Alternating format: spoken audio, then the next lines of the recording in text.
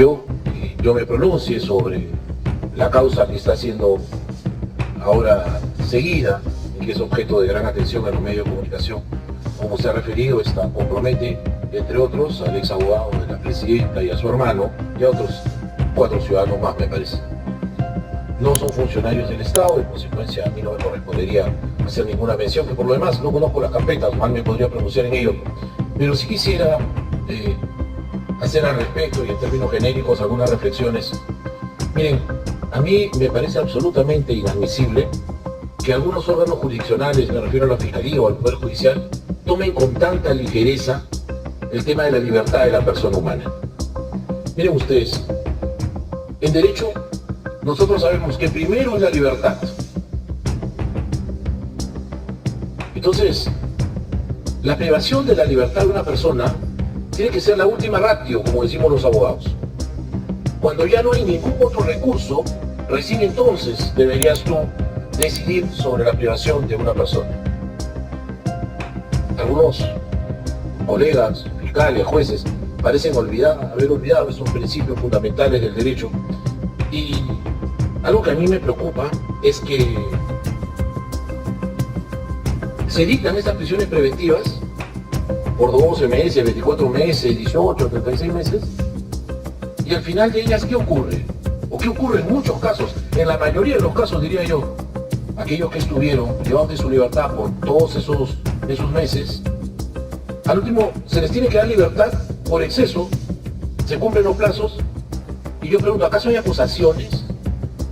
¿En qué se han convertido realmente estas prisiones preventivas? En una suerte de condena sin sentencia. Es una suerte de escarnio.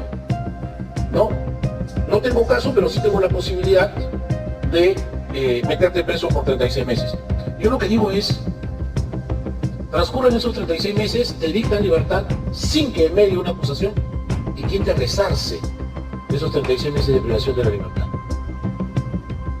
Entonces estas son reflexiones en un país como el nuestro, donde yo creo que se hace abuso de las prisiones preventivas.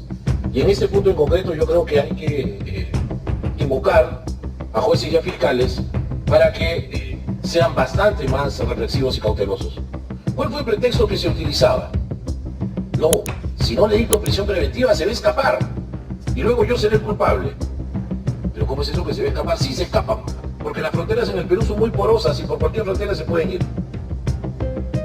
Digo, ¿acaso una deficiencia del Estado para resguardar sus fronteras y para que por ahí no se vayan es la causa que debemos permitir y normalizar para estar dictando prisiones preventivas? Miren, esto quizás esté mal, pero yo los invito por un momento a ser empáticos y a ponerse los zapatos de quienes sufren estas prisiones preventivas. Oigan, estar preso, privado de la libertad, no es una cosa muy sencilla, y yo por eso creo de que existe la obligación, y no lo digo por las personas que estén encausadas ahí, lo digo en general por cualquiera de nosotros, que podemos sufrir la privación de nuestra libertad de una manera injusta. Propio que yo me pronuncie sobre la causa que está siendo ahora seguida y que es objeto de gran atención en los medios de comunicación. Como se ha referido, esta compromete, entre otros, al ex abogado de la presidenta y a su hermano y a otros 4 ciudadanos más, me parece. No son funcionarios del Estado, en consecuencia a mí no me correspondería hacer ninguna mención, que por lo demás no conozco las carpetas, mal me podría pronunciar en ello, pero sí quisiera hacer al respecto y en términos genéricos algunas reflexiones. Miren, a mí me parece absolutamente inadmisible que algunos órganos jurisdiccionales, me refiero a la Fiscalía o al Poder Judicial, tomen con tanta ligereza el tema de la libertad de la persona humana.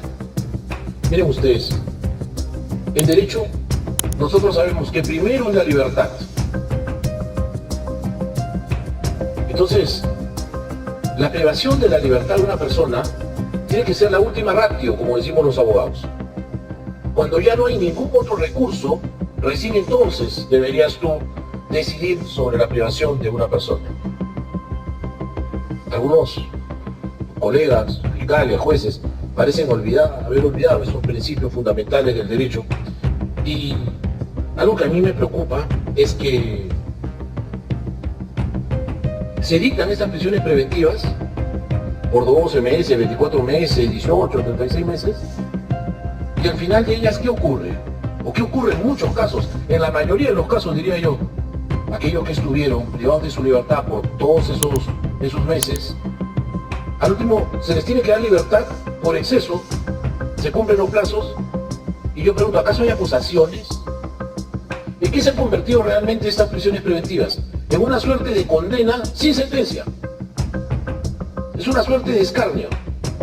No tengo caso, pero sí tengo la posibilidad de meterte preso por 36 meses. Yo lo que digo es, transcurren esos 36 meses, te dictan libertad sin que en medio una acusación, y quién te resarce esos 36 meses de privación de la libertad. Entonces estas son reflexiones en un país como el nuestro, donde yo creo que se hace abuso de las prisiones preventivas. Y en este punto en concreto yo creo que hay que invocar a jueces y a fiscales para que sean bastante más reflexivos y cautelosos. ¿Cuál fue el pretexto que se utilizaba? No, si no le dicto prisión preventiva se va a escapar y luego yo seré el culpable. Pero ¿cómo es eso que se va a escapar? Sí, se escapan, porque las fronteras en el Perú son muy porosas y por cualquier frontera se pueden ir. Digo, ¿acaso una deficiencia del Estado para resguardar sus fronteras y para que por ahí no se vayan es la causa que debemos permitir y normalizar para estar dictando prisiones preventivas? Miren, es esto que esté mal, pero yo los invito por un momento a ser empáticos y a ponerse en los zapatos de quienes sufren estas prisiones preventivas. Oigan, estar preso, privado de la libertad, no es una cosa muy sencilla, y yo por eso creo de que existe la obligación. Y no lo digo por las personas que estén encausadas ahí, lo digo en general por cualquiera de nosotros, que podemos sufrir la privación de nuestra libertad de una manera injusta.